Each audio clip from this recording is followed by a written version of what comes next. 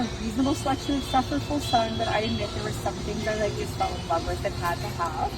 So I love it.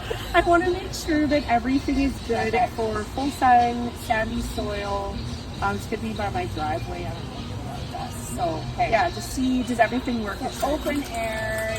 You're looking at a farmstead kind of area. Yeah, there is some trees, so like there will be some protection. It just depends where it's from. Let's look through this here. Looks like you got some irises. I love irises. They're perfect for that sandy soil. Oh, good. They're very drought tolerant. Okay. And one of my favorite things is the bloom, the early spring bloom. Yeah. So beautiful. Yeah. So, and they will multiply over time. So you can take your irises and you can kind of space them out and spread them over time. And then next up here you have some beautiful fall sunflowers. Oh, yes. Sunflowers. I see them all the time on social media. These will be great for the fall. We use some bright cherry sunflowers, so those are great. And I would use these more in a backdrop of the display because they're going to be a little bit taller. Okay. So make sure that you don't have them hidden. Oh, hollyhocks. I know. Hollyhocks. And like the doubles, they're so pretty. So great. Again, another great cut flower. Easy for a full sun area, that sandy soil. Perfect. Okay, good. I've never grown them before. You may, when they get a little bit taller, want to put some stakes in the ground and stake them a little bit. Okay, perfect. Okay, what else do we have here? Oh, the Shasta daisies. Again, a beautiful flower. Are you still needing me somewhere? It's going to get this beautiful white flower on it. I always like to put white in the landscape because at nighttime it seems to be the only flower that glows. So if you have white in the landscape as you're walking through the little garden tours, it sort of will glow a little bit. So the Shasta daisy is a perfect pick, so I love that. Okay, one of my favorites. Really? Okay. Yes. I love Russian sage too, but I have a darker variety at home, but I needed this lighter one. And you know what? It is a little bit of a mosquito repellent. Really? It says that it's deer resistant as well. The deer don't like it as much. So this is still growing in like a lot of people's yards in BC where there's kind of deer. So out in your area, this is kind of perfect. Yeah. The purple flower is beautiful. And again, I like to use it to touch. Okay. Okay. A nice fragrance on it. Do you have anything down there that I haven't grabbed yet? Oh, this one I saw. So cute. This one is the salvia. And salvia, just like the sage, same family, but it has a more upright, compact habit to it. Okay. So I really like this one. Again, it's sort of the whitish pink colors. It also comes in pink and purple too. So if you're wanting to add to that collection later on, you can do that as well.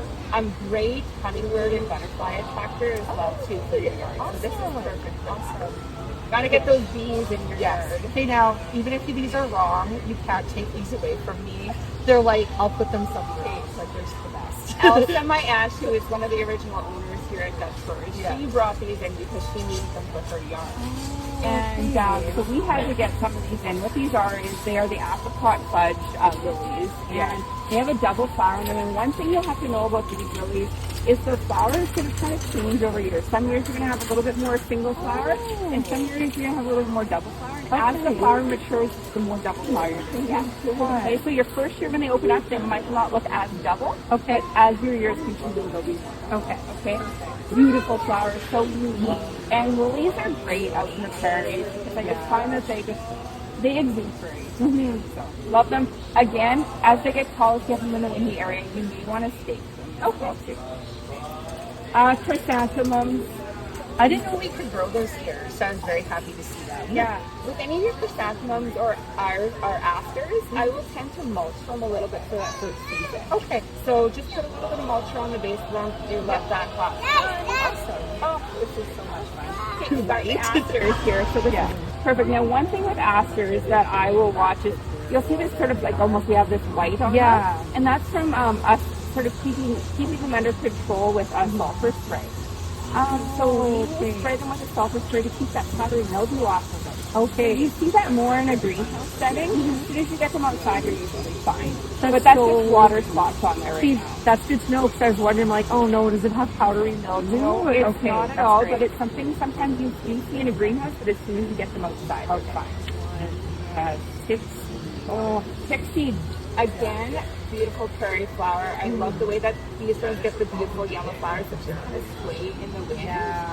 Almost like a chrysanthemum, but a little bit more airy and misty. So this was really fun. And then I needed something Ground covers, see them.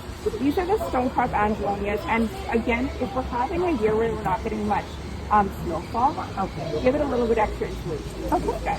But a hardy, nice ground cover, great for a rock garden, or if you have an area where you maybe want to just go over an edge or something. I love to do this. Okay. The sparkle fire, this are the firecracker Stonecrop, and these ones more sun you give them, they'll get kind of purple tint around the edges, and then a bright pink flower. Really great. I love sedums. I call them neglectable. Excellent. In the yard, and they're just gonna like leave them alone. Yeah.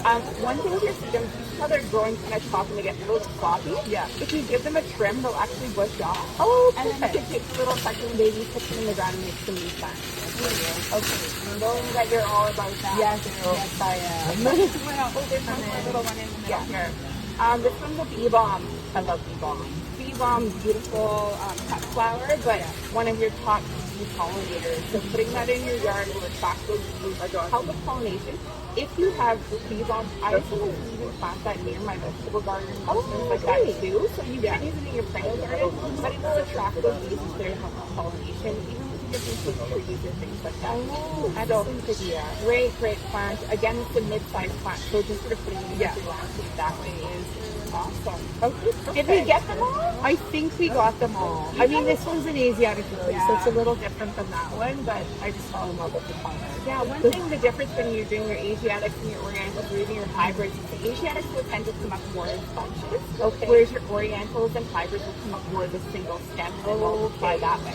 So as you see, like you got this nice bunch of flowers, but over the years you'll get more bunches of stems coming out of the base. So beautiful. A lot of the Asiatics we're getting in mini varieties now. Nice. So they're not as tall, so they're not going to flop around in the leaves. Okay. Yeah. A great collection. Yay. I'm excited for you. I can't wait to see this all come to fruition. Okay, perfect. Thank you so much.